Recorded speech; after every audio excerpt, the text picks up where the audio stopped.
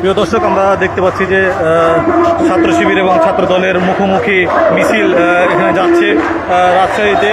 আমরা দেখানোর চেষ্টা করছি সরাসরি এই মুহূর্তে ছাত্র শিবিরের যে মিছিলটি ছাত্র দলের মিছিলের পাশাপাশি পারাবার হলো। এখন ছাত্র দলের মিছিলটি পারাবার হচ্ছে। আমরা দেখানোর চেষ্টা করছি সরাসরি রাজশাহীর 0 পয়েন্ট থেকে আমরা সরাসরি দেখানোর চেষ্টা করছি আপনাদেরকে। সংগ্রামের নেতৃত্ব